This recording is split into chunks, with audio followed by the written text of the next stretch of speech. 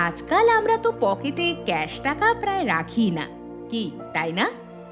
চায়ের দোকান থেকে শুরু করে শপিং মল, সব জায়গাতেই মোবাইল বের করে স্ক্যান করছি আর পেমেন্ট করে দিচ্ছি।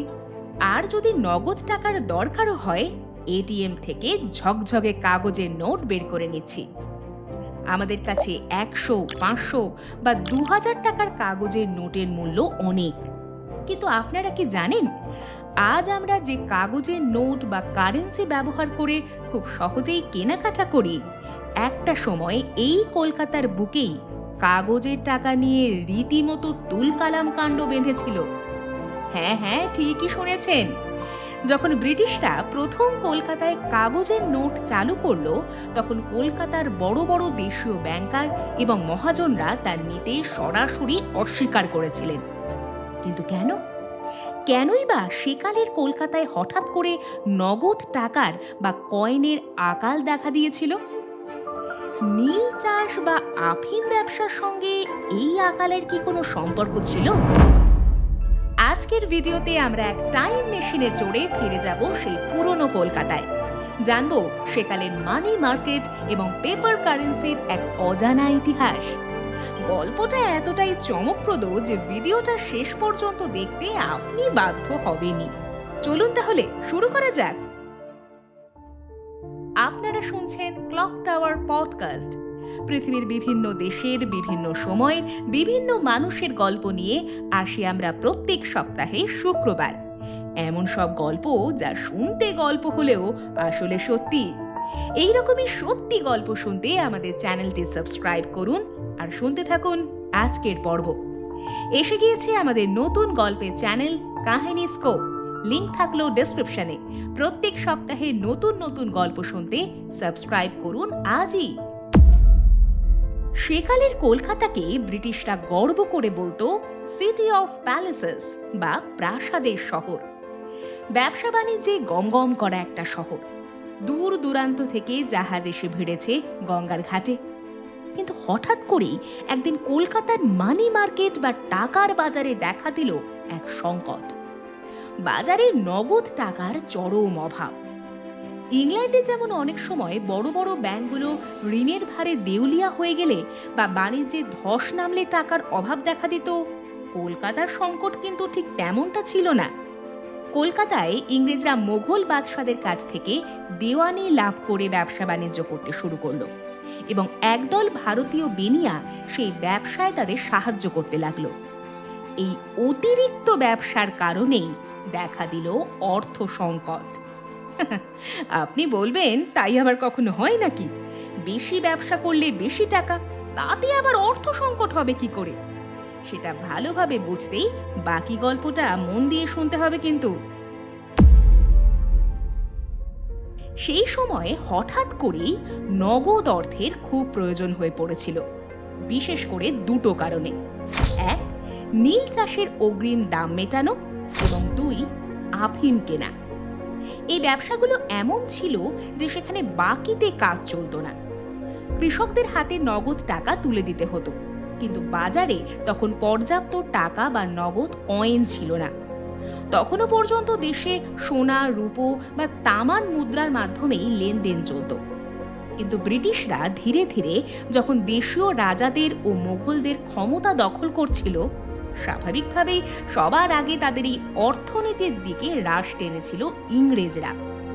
বিদেশ থেকে সোনার উপর বাঁট বা বুলিয়ানের আমদানি হঠাৎ করে অনেক কমিয়ে দেওয়া হলো। দেশীয় রাজাদের ধাতব মুদ্রা আর বাজারে চালু করার ক্ষমতা কেড়ে নেওয়া হলো। সোনার মুদ্রা ততদিনে ইংরেজরাই বাজার থেকে সব তুলে নিয়ে নিজেদের রাজকোষে জমা করেছে। যেটুকু সোনা বা রূপো বাইরে থেকে আসতো, তার উপর আবার ব্রিটিশ সরকারের কড়া নজর ছিল। তারা নিজেদের সরকারি খরচের জন্য এই বুলিয়ান বা ধাতব সোনা বা রূপোর একটি বড় অংশ কোষাগারেই রেখে দিত। এখন আমরা কলকাতাকে দূরছাই করি বটে, তবে একটা সময় এই শহরটাই গোটা দেশটা চালাতো। ইংরেজদের পলাশী জয়ের পর তার রাজধানী ছিল কলকাতা। দেশীয় রাজাদের মুদ্রা প্রচলনের অধিকার ইংরেজরা নিয়ে নিয়েছিল। তাহলে দেশব্যাপী লেনদেন হবে কিভাবে? সে সময় যা মুদ্রা ইংরেজরা দেশীয় রাজাদের নামে চালু করেছিল, তার বেশিরভাগটাই হতো কলকাতা থেকে। কলকাতা থেকে প্রচুর পরিমাণে নগদ অর্থ বা বুলিয়ন তখন চলে যাচ্ছিল ভারতের পশ্চিম ও উত্তর পশ্চিমের প্রদেশগুলোতে। সেই অঞ্চলগুলো ব্যবসা বাণিজ্য এবং টাকার যোগানের জন্য পুরোপুরি কলকাতার ওপর নির্ভরশীল হয়ে পড়ে। আমাদের ভারতীয়দের স্বভাব, আমরা বিপদের দিনের জন্য টাকা জমাতে পছন্দ করি। ইংরেজদের জীবনযাত্রা বা সংস্কৃতি এই ধরনের নয় বলেই তারা এই ব্যাপারটা বুঝে উঠতে ঠিক পারেননি। দেশ থেকে দামি ধাতু সব বাইরে চলে যাচ্ছে, দেশের অর্থনীতির কোমর ভেঙে যাচ্ছে। এই অবস্থায় ধনী বণিকরা নগদ সোনা ও রূপোর কয়েন গলিয়ে গয়না বানিয়ে ঘরে রেখে দিতে শুরু করলো। সেকালেও সাধারণ মানুষ থেকে শুরু করে বড়লোকেরা প্রচুর নগদ মুদ্রা সিন্ধুকে জমিয়ে রাখত অথবা সোনার উপর গয়না বানিয়ে ফেলত। সব মিলিয়ে পরিস্থিতি দাঁড়ালো এই যে বাজারে নগদ মুদ্রার যোগান গেল কমে। অন্যদিকে ইংরেজদের মাধ্যমে সারা বিশ্বের বাজার তখন ভারতের কাছে উন্মুক্ত। ফলে বেনিয়ারা ইংরেজদের সঙ্গে ভাগিদার হয়ে ব্যবসা বাড়িয়ে চলেছিল, আর চাহিদা গেল অস্বাভাবিকভাবে বেড়ে। এভাবেই সেকালের কলকাতার মানি মার্কেট বা টাকার বাজারে ব্যবসার জন্য প্রয়োজনীয় নগদ অর্থের বড়ই অভাব দেখা দিল। ঠিক এই রকম একটা নগদ সংকটের পরিস্থিতিতে ব্রিটিশরা একটি যুগান্তকারী পদক্ষেপ নেওয়ার কথা ভাবল। তারা চিন্তা করল, নগদ কয়েনের যখন এতই অভাব, তখন কাগজের টাকা বা ব্যাংক নোট চালু করলে কেমন হয়? যেমন ভাবা তেমন কাজ। ইউরোপের আধুনিক ব্যবস্থার অনুকরণে বাজারে এলো কাগজের নোট বা পেপার কারেন্সি। তবে একদম প্রথমে যে কাগজের নোট চালু হয়েছিল তা কিন্তু সর্বসাধারণের ব্যবহারের জন্য চালু হয়নি। তা চালু হয়েছিল মূলত ব্যবসার কাজ সহজ করার জন্য। তখন হুন্ডির মাধ্যমে এই নোটগুলো প্রেরণ করে টাকার আদান প্রদান হতো। যারা এই ব্যাপারটি বিস্তারিত বুঝতে চান তারা আমাদের ডান দিকের ওপরের আই বাটনে ক্লিক করে পর্বটি শুনতে পারবেন। কলকাতাতেই প্রথম শুরু হলো আধুনিক ব্যাংকিং ব্যবস্থা। 1770 সালে প্রতিষ্ঠিত হলো ব্যাংক অফ হিন্দুস্তান, ভারতের প্রথম দিকের ব্যাংকগুলোর একটি। তারপর এলো general bank of Bengal and Bihar. এই ব্যাংকটির প্রতিষ্ঠার সঙ্গে কিন্তু যুক্ত ছিলেন স্বয়ং হেস্টিংস। এই ব্যাংকগুলো শুধু টাকা রাখার জায়গা ছিল না, তারা নোট বা কাগজ ছাপতে শুরু করলো। এই ব্যাংকগুলো গ্রাহকদের একটি করে রঙিন কাগজ দিত, যেখানে লেখা থাকতো, এই কাগজ দেখালে নির্দিষ্ট পরিমাণ টাকা দেওয়া হবে। সেটা সেই গ্রাহকরা যতবার খুশি হাত বদলের পরে ব্যাংকে জমা দিলে আবার ওই নির্দিষ্ট পরিমাণ মুদ্রা বা সিক্কা তারা পেয়ে যেতেন। এই কাগজটাই ছিল প্রথম ব্যাংক নোট। মানুষ ধীরে ধীরে বুঝতে শুরু করলো কাগজটা আসলে টাকার প্রতিনিধিত্ব করছে। 1806 সালে প্রতিষ্ঠিত হলো ব্যাংক অফ ক্যালকাটা, যা পরে নাম বদলের পরে হয়ে যায় ব্যাংক অফ বেঙ্গল। এই ব্যাংকগুলো সরকারি অনুমোদনে নোট ছাপতে শুরু করে। প্রথমবারের মতো কাগজের টাকা একটা বিশ্বাসযোগ্য রূপ পেল। এই নোটগুলোতে থাকতো ব্যাংকের সিল, গভর্নরের স্বাক্ষর, নির্দিষ্ট মূল্য। এটাই ছিল আধুনিক ভারতীয় মুদ্রার সূচনা। এবার আবার মূল প্রসঙ্গে ফিরি। ব্রিটিশরা ভাবল এই ব্যবস্থার ফলে হয়তো টাকার সমস্যার সমাধান হবে, কিন্তু বাস্তবে ফল হলো একেবারে উল্টো।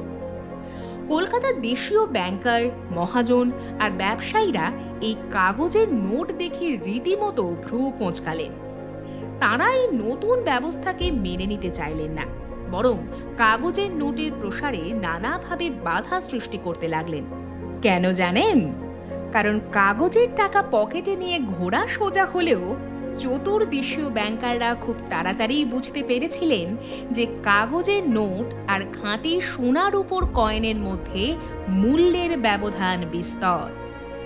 আজকের দিনে আমরা যাকে মুদ্রাস্ফীতির কারণে টাকার মান কমে যাওয়ার কথা বলি, দেশীয় বণিকরা এই ব্যাপারটা অনেক আগেই বুঝতে পেরেছিলেন। কাগজের নোটের সুবিধা হয়তো এই যে তা সহজে বহন করা যায়, কিন্তু আপদে বিপদে একটি কাগজের টুকরোর নিজস্ব কোনো দাম নেই। আর যখন প্রথম কাগজের নোট চালু হয়েছিল তখন এই কাগজের নোট কিন্তু ব্যাংক থেকেই ইস্যু হতো এবং ব্যাংকেই জমা নেওয়া হতো। সাধারণ মানুষের মধ্যে আদান প্রদানের প্রথা তখন ছিল না, ফলে ব্যাংক নোটের প্রতি মানুষের অনাগ্রহ ছিল চরমে। অন্যদিকে ধাতব মুদ্রার নিজস্ব একটি ধাতুগত মূল্য আছে। ইউরোপের এই আধুনিক ব্যবস্থাটা আসলে ভারতীয়দের চিরাচরিত অভ্যাসের ওপর একটু বেশি তাড়াহুড়ো করেই চাপিয়ে দেওয়া হয়েছিল। এই নিয়ে শুরু হলো তীব্র জটিলতা। দেশীয় ব্যবসায়ীদের মনে হলো কাগজের নোট হয়তো তাদের ঠকানোর একটা নতুন ফন্দি। তারা এই নোটের বিনিময়ে জিনিসপত্র বেচাকেনা করতে প্রবল আপত্তি জানাতে শুরু করলেন। এক অদ্ভুত অর্থনৈতিক টানাপোড়েন শুরু হলো সেকালের কলকাতায়। কাগজের নোট বাজারে আসার পর কলকাতার জীবনে আরও একটি মারাত্মক সমস্যা দেখা দিল। আপনারা হয়তো ভাবছেন সেটা কি? সেটা হলো মুদ্রাস্ফীতি বা ইনফ্লেশন। সেকালের ইতিহাস ঘাঁটলে দেখা যায় যে বাজারে কাগজের নোট আসার ফলে কলকাতার গৃহস্থালির নিত্য প্রয়োজনীয় জিনিসের দাম হঠাৎ করেই হু হু করে বাড়তে শুরু করলো। হয়তো মানুষের মধ্যে জিনিসের চাহিদা কিছুটা বেড়েছিল, কিন্তু ইতিহাসবিদদের মতে তার চেয়েও বড় কারণ ছিল কাগজের মুদ্রার অতিরিক্ত প্রচলন। বাজারে প্রয়োজনের তুলনায় অনেক বেশি ব্যাংক নোট চলে আসায় টাকার আসল দাম বা ভ্যালু কমে গেল, আর জিনিসপত্রের দাম আকাশ ছোঁয়া হয়ে গেল। মানুষের দৈনন্দিন জীবনে নেমে এলো চরম দুর্ভোগ। তখনও পর্যন্ত এই কাগজের নোট ছাপানোর অধিকার ছিল ব্যাংকগুলোর কাছে, ফলে তাঁরা তাঁদের ইচ্ছে মতো নোট ছাপত। ব্রিটিশ সরকার বুঝতে পারল মুদ্রা নিয়ন্ত্রণ খুব গুরুত্বপূর্ণ, ফলে 1861 সালে পেপার কারেন্সি অ্যাক্ট চালু হলো। এর ফলে কাগজের টাকা ছাপানোর একমাত্র অধিকার সরকারের হাতে এলো। 2, ব্যাংকগুলোর নোট ইস্যু বন্ধ হয়ে গেল। আরও পরে 1935 সালে প্রতিষ্ঠিত হলো রিজার্ভ ব্যাংক অফ ইন্ডিয়া।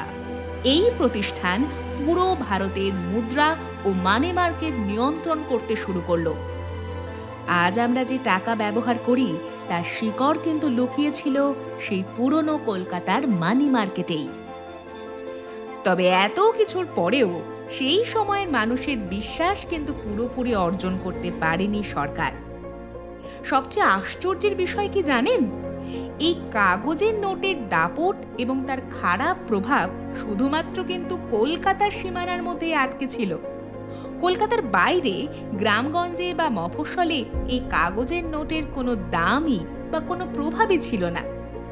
সেখানে কিন্তু এই ব্যাংক নোট কেউই নিতে চাইতো না। মফস্বলের মানুষ তখনও তাদের কেনাকাটা চালাতো সেই পুরনো সোনা বা রূপোর কয়েন বা ধাতব মুদ্রায়। অনেক ক্ষেত্রেই একটা সময় গ্রাম বাংলায় কড়িকে মুদ্রা হিসেবে ব্যবহার করা হতো। সে সময় মানুষরা এই কড়িকে অবধি ব্যাংক নোটের তুলনায় বেশি নির্ভরযোগ্য মনে করত। তাদের কাছে ক্যাশ মানেই ছিল ধাতব মুদ্রা। ফলে যা হওয়ার তাই হলো। কলকাতা আর মফস্বলের মধ্যে এক অদ্ভুত অর্থনৈতিক বৈষম্য তৈরি হলো। কলকাতা শহরের যত খাঁটি ধাতব মুদ্রা বা কয়েন ছিল, ব্যবসার কারণে সেগুলো ধীরে ধীরে শহরের বাইরে গ্রামে গঞ্জে চলে যেতে লাগলো। কারণ গ্রামের মানুষ কাগজের নোট নিত না, তাদের জিনিসপত্রের দাম ধাতব মুদ্রাতেই মেটাতে হতো। আর কলকাতার ভিতরে পড়ে রইল কেবল সেই ব্যাংক নোট। কলকাতা আর মফস্বলের মধ্যে টাকার এই অদ্ভুত স্রোত আর বৈষম্য সেকালের অর্থনীতিতে এক বিশাল প্রভাব ফেলেছিল, যা সামলাতে ব্রিটিশ সরকারকেও রীতিমতো হিমশিম খেতে হয়েছিল। বন্ধুরা, একবার ভাবুন তো, আজ যে কাগজের নোট ছাড়া আমরা এক মুহূর্তও চলতে পারি না, আমাদের দৈনন্দিন জীবনের প্রতিটি পদক্ষেপে যার প্রয়োজন, একসময় সেই নোটকেই কলকাতার মানুষ কি প্রচন্ড সন্দেহের চোখে দেখত, তাকে বিশ্বাস করত না। কলকাতার এই মানি মার্কেট আর কাগজের মুদ্রার শুরুর দিকের ইতিহাস আমাদের স্পষ্ট বুঝিয়ে দেয় যে অর্থনীতি, মানুষের মনস্তত্ত্ব এবং নতুন কিছুকে মেনে নেওয়ার ভয় সব যুগেই একই রকমভাবে কাজ করে। আজকের দিনে দাঁড়িয়ে যদি আমরা বিটকয়েন বা ক্রিপ্টোকারেন্সি দিয়ে কেনাকাটা করার কথা বলি, আপনি কি তাকে নির্ভরযোগ্য কারেন্সি হিসেবে গণ্য করবেন? অথচ হয়তো 100 বছর পরে সেটাই হতে চলেছে ভবিষ্যৎ, কে বলতে পারে? আজকের পর্বটা শেষ করার আগে আপনাদের জন্য রইল একটা প্রশ্ন। আচ্ছা, আপনি যদি সেই 1820 বা 1830-এর দশকের কলকাতায় থাকতেন, তবে কি ব্রিটিশদের এই নতুন কাগজের নোট নিতেন, নাকি রূপোর কয়েনেই ভরসা করতেন? কমেন্ট বক্সে অবশ্যই কিন্তু আপনার মতামত জানাবেন। কেমন লাগলো আমাদের আজকের পর্ব অবশ্যই জানান কমেন্টে।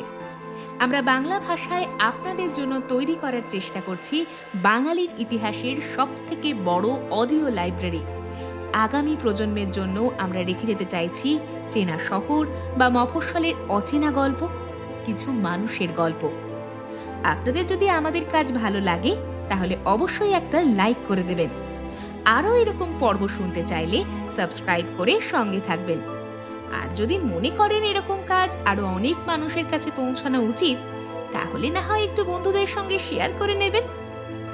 আর যদি আপনি ইউটিউবের নতুন হাইপ অপশনটি দেখতে পাচ্ছেন, তাহলে সেটাই ক্লিক করে দেবেন। আপনার এই ছোট্ট ভালোবাসা আমাদের পৌঁছে দিতে পারে আরো অনেক মানুষের কাছে। এসে গিয়েছে আমাদের নতুন গল্পের চ্যানেল কাহিনী স্কোপ, লিংক থাকলো ডেসক্রিপশনে। সাবস্ক্রাইব করুন আর শুনতে থাকুন দারুণ দারুণ সব গল্প। আজকের পর্ব পাঠিয়েছিলাম আমি মৌটুসী, স্ক্রিপ্ট সৌজন্যা মুখার্জি, পরিকল্পনা কৌশিক রায়, কভার রৌনক। আগামী সপ্তাহে আমরা আসছি আরও একটি নতুন পর্ব নিয়ে। সঠিক সময়ে নোটিফিকেশন পেতে অবশ্যই সাবস্ক্রাইব করে রাখুন আমাদের চ্যানেলটি।